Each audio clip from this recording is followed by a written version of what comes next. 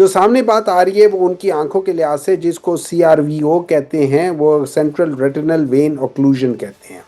ये बेसिकली ये हो जाता है कि आपकी जो जो एक आपकी जो आंख होती है उसको एक आर्टरी जाती है और उसके साथ एक वेन वापस आती है। इन दोनों को सेंट्रल रेटिनल आर्टरी और सेंट्रल रेटिनल वेन कहते हैं। खुदा न खास्ता अगर ये आर्टरी ऑक्लूड हो जाए तो बीनाई एकदम चली जाती है। अगर दुरुस्त। वेन ऑक्लूड हो रही हो तो फिर ये आहिस्ता आहिस्ता होती है, लेकिन इसमें दो किस्म होती हैं। एक को इस्कीमिक कहते हैं, एक दूसरे को नॉन इस्कीमिक कहते हैं। जो इस्कीमिक होती है वो ज़्यादा ख़तरनाक होती है और वो उसके कॉम्प्लिकेशंस या प्रॉब्लम ज़्यादा होती है। जो नॉन इस्कीमिक होती है वो ग्रेजुअली होती है और उसके कॉजेज़ ज़रा फ़र्क होते हैं। लेकिन ईदर वे, मेरी सही। नज़र में, अगर खुदा न खास्ता इमरान खान की नज़र को कुछ हुआ तो ये हुकूमत, वो सारे लोग जो इन पावर हैं, जो इस हुकूमत को सपोर्ट कर रहे हैं, पंजाब की हुकूमत, इन लोगों के ऊपर डायरेक्ट इसका एक किस्म की रिस्पॉन्सिबिलिटी आती है। क्यों? इन लोगों ने इजाज़त नहीं दी इमरान खान के अपने मॉलेज को वो देखने के लिए और उनको एडवाइस करने के लिए। सही। और ये कोई किसी के घर में ब्लड कलेक्ट किया हुआ कोई सैंपल नहीं है जो कि जिसमें प्लेटलेट गिरा हुआ दिखाया गया हो कि जाते साथ ही इंसान जो ही एक दूसरे मुल्क में पहुंचता है जो जाके KFC खाना शुरू कर दे। ये सीरियस मसला है। आप लोग इसको प्लीज़ सीरियस लें। पाकिस्तान तहरीक इंसाफ के जो जो इमरान खान के अपने डॉक्टर हैं उनको उनको मिलने दें। जो पाकिस्तान तहरीक इंसाफ की जो टीम है उनको जाके मिलने दें ताकि हाल अहवाल पता चले। खुदा न खास्ता कुछ इमरान खान को हो गया, आप लोग नहीं संभाल सकोगे। सही। सर, आप खुद को भी नहीं एक संभाल सर्जन हैं, आपको लगता है कि ये जो आपने बताया CRVO, क्या इसका जो मुआयना है वो 20 मिनट में हो सकता है? क्योंकि ये तो अच्छा खासा लंबा प्रोसीजर है। आप इस चीज़ को किस तरह से देख रहे हैं कि हुकूमत कह रही है कि जी 20 मिनट के लिए लाए और फिर चले गए, जबकि ये तो एक लंबा प्रोसीजर है जैसा कि आपने भी बताया। देखिए, इससे है कि एक है एग्जामिनेशन और एक है उसकी ट्रीटमेंट। अब अगर कोई इंटरवेंशनल ट्रीटमेंट हो रही है तो वो तो टाइम लेगी, लेकिन अगर कोई खाली एग्जामिनेशन है कि कितना प्रोग्रेस कर रहा है या क्या प्रॉब्लम हो रहा है, वो प्रॉब्ली 20 25 30 मिनट वो हो जाता है। उसमें आप इसको देख सकते हैं। इसको आप सेंट्रल वेन देखना होता है आपने, वो मुख्तलिफ तरीके, मुझे उनके डिटेल्स नहीं पता क्योंकि this is not my speciality. लेकिन हैविंग सेड दैट थिंग, बात इसकी नहीं है कि ये 20 मिनट है या आधा घंटा या पौना घंटा है। सही। बात यह है कि ये फैमिली के बगैर, उनकी बहनों को कख नहीं पता, उनकी पार्टी को कुछ नहीं पता। आप लोग झूठ बोल रहे हैं कि हम इससे हमने वो कहते हैं कि हमने बुशरा बीबी साहब से पूछा हुआ है। हमें क्या पता आपने उनसे पूछा या नहीं पूछा। बिल्कुल। आप ईमान हो, आप लोग मक्कार हो, आप लोग झूठे हो, आप लोग हर लिहाज से, आप लोगों का कोई दीन ईमान है नहीं, हर लिहाज से आप लोग झूठ बोलते हो।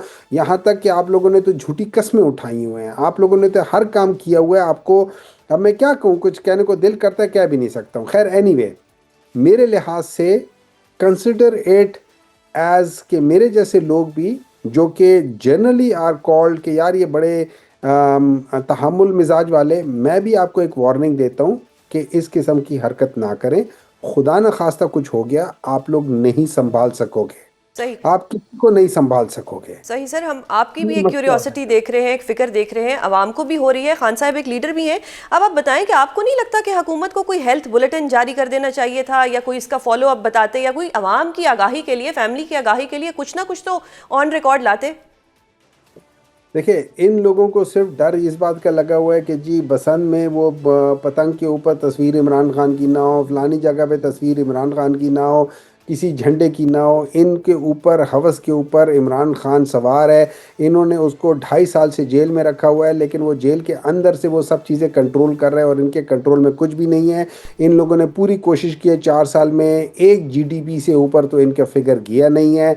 इन लोगों ने लोगों को मकरूज़, फर्दर मकरूज़ कर दिया है। इन लोगों का फर्दर सारी चीज़ें ख़राब हो रही हैं। उसकी बेसिक वजह यह है, जब आप किसी नालायक, निकम्मे, अनपढ़ बंदे को किसी ऐसी जगह बिठा दोगे कि जिसकी वजह से कोई लोगों को फ़ायदा या नुकसान, तो वो लोगों को बहुत ज़्यादा नुकसान करेगा। और उसकी एक सबसे बड़ी मिसाल ये है कि जो IPPs के मुआहदे 2015-16 में इन लोगों ने किए थे, उसकी वजह से आज पाकिस्तान को तकरीबन हर साल 2 से 3 खरब रुपए का नुकसान हो रहा है। आप सोच लें, पिछले 13 सालों में अगर उस लिहाज से कर लें तो 30-40 खरब रुपए का नुकसान ये लोग करा चुके हैं। सही। और इसके बावजूद कि ये करके इन लोगों ने इस मुल्क को तबाह किया है पिछले 40 साल से, 1985 से ये लोग हैं। ये लोग कभी इस मुल्क को नहीं ठीक कर सकते, ना इनकी कैपेसिटी है ना इनकी मंशा है कि ये मुल्क ठीक हो। ये लोग इस मुल्क से पता नहीं किस बात का बदला ले रहे हैं। इन्होंने पाकिस्तान में चाहे जो मर्जी भी हो, एक दूसरे मुल्क के या दूसरी जगह का नाम लेकर आ गए हैं कि जी हमें तो वो जगह पसंद है। इंटरव्यूज़ में इंडियन टेलीविजन को ये कहते हैं कि जी सारा प्रॉब्लम तो पाकिस्तान से हो रहा है, पाकिस्तान के वहाँ से टेररिज्म आ रहा है। तालिबान को ये कहते थे आपका और हमारा जो मुशर्रफ के ख़िलाफ़ कहते थे आपका और हमारा दुश्मन भी एक है, आपका और हमारी आइडियोलॉजी भी एक है, हम भी मुशर्रफ से नफ़रत करते हैं, आप लोग भी मुशर्रफ से नफ़रत करते हो। बेसिकली वो तालिबान के साथ मिल के आर्मी के खिलाफ बयान देते थे। दिस सही। इज़ व्हाट दे वर, और कहते थे कि भाई आप लोग पंजाब में ना हो। ये मैं बात कर रहा हूँ, ये मेरे ख्याल में मार्च 2009 की बात है या 2013 की बात है। ये डॉन न्यूज़ में ये पब्लिश हुआ था जी।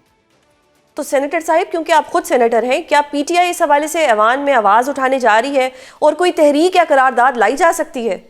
मेरे लिहाज से अगर आप मुझसे पूछे ना, मेरे लिहाज से इन ऐवानों का कोई फ़ायदा नहीं है। ये ऐवान जो है ना, ये बेसिकली अब एक मजाक बन के रह गए हैं। उस ऐवान का जो वक़ार था ना, वो तो इन लोगों ने इन कॉन्स्टिट्यूशनल अमेंडमेंट्स के बाद उसको एक किस्म की अब जो है ना जो मर्जी कर ले, इस धुन पे नाचो उस धुन पे नाचो, और वो लोग नाचते हैं। इन लोगों ने तो उसका वक़ार खुद ही ख़त्म कर दिया है।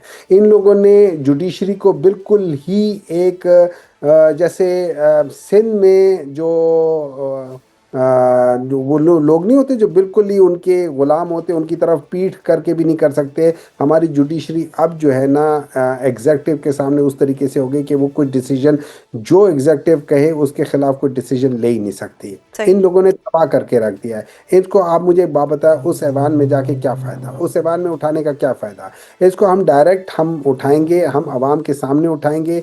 मेरे ख्याल में ये वो चीज़ है जो इनको इनको शायद बहुत भारी गुजरे।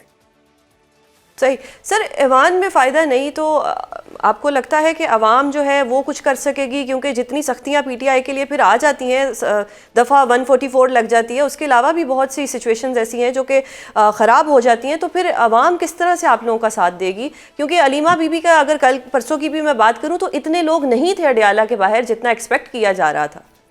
देखिए, अडियाला के बाल कम ज़्यादा की बात नहीं होती, इन चीज़ों की बात नहीं होती है। लेकिन एक चीज़ है जो ये लोग समझ नहीं रहे, वो ये है कि ये एक नफ़रत दिलों में बढ़ती जा रही है और ये होनी नहीं चाहिए। ये किसी भी मुल्क के लिए ये अच्छी बात नहीं होती है जब यंगस्टर्स के अंदर जो आपका पॉलिटिकल स्फेयर है या जो आपका जो आपका कंट्रोलिंग स्फेयर है उसके ख़िलाफ़ जो है ना ये नफ़रत दिल में आनी शुरू हो जाए। ये चीज़ ज़रा बहुत बुरी चीज़ है, ये नहीं होनी चाहिए। सही।